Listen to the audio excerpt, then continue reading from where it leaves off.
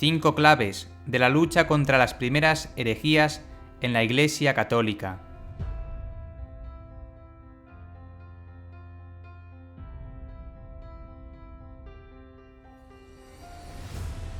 1. Las primeras herejías. Ya desde los primeros tiempos del cristianismo fueron surgiendo errores doctrinales dentro de la misma Iglesia. Los apóstoles San Juan, San Pablo y San Pedro lucharon contra las herejías de su tiempo.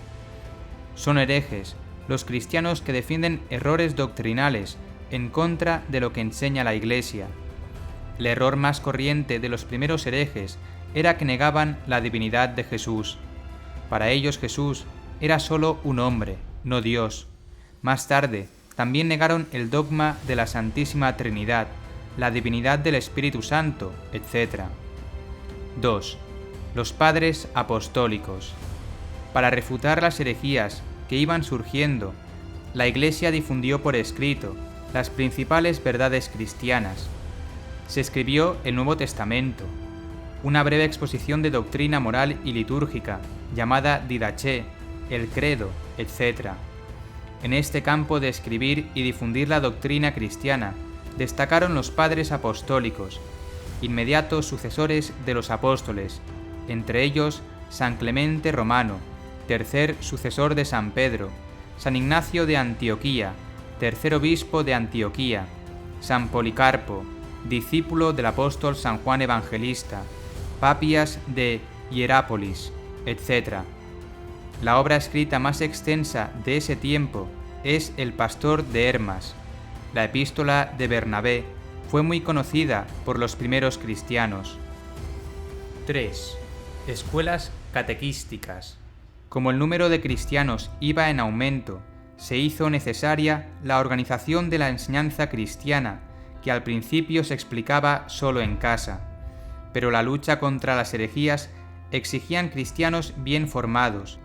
Para facilitar esta formación, se inicia la fundación de escuelas catequísticas a finales del siglo II. La escuela catequística más antigua es la de Alejandría, donde sobresalieron explicando la doctrina Orígenes, Clemente de Alejandría, San Dionisio de Alejandría y San Gregorio Taumaturgo. Más tarde, se fundaron escuelas catequísticas en Capadocia, Edesa, Roma y Antioquía. La organización de la Iglesia se fue estructurando en parroquias, diócesis y provincias eclesiásticas. Sacerdotes y obispos aceptaron como suprema autoridad de la Iglesia al sumo pontífice, obispo de Roma, al Papa. Para estudiar los problemas que surgían y combatir las herejías, la jerarquía eclesiástica convoca concilios en los que se determinaba las decisiones que debían adoptarse. 4. La liturgia católica. En los tiempos apostólicos, aquellos que aceptaban la doctrina de Cristo se les administraba en pocos días el sacramento del bautismo, pero poco tiempo después, los cristianos se convencieron de que era necesario una instrucción catequética antes de recibir el bautismo.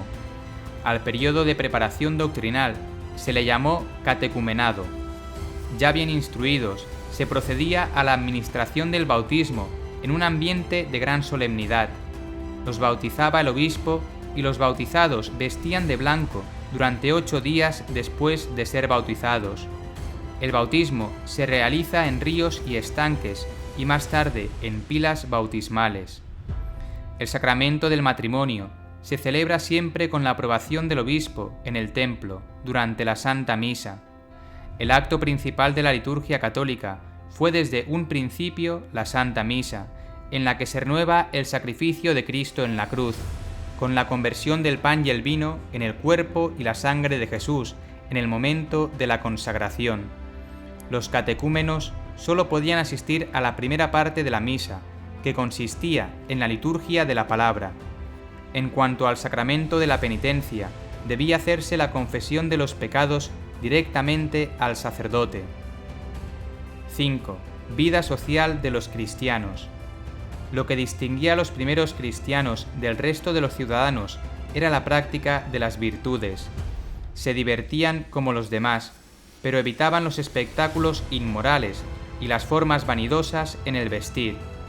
La vida familiar cristiana era un reflejo clarísimo de los deberes que traen consigo el sacramento del matrimonio. Los matrimonios cristianos eran la admiración de los paganos. Más aún que el matrimonio, apreciaban la virginidad.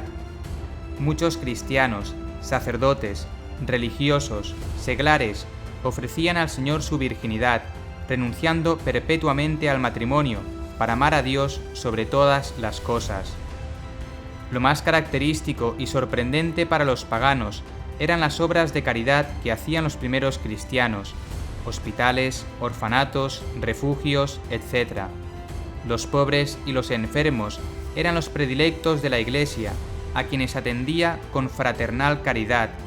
Antes del cristianismo no se conocía ni practicaba la virtud de la caridad tan extensamente. Los primeros cristianos supieron enfrentarse a una cultura pagana y anticristiana, viviendo heroicamente su fe y sus costumbres cristianas. Hoy hacen falta cristianos valientes que con su conducta y testimonio atraigan a todos a la Iglesia de Dios.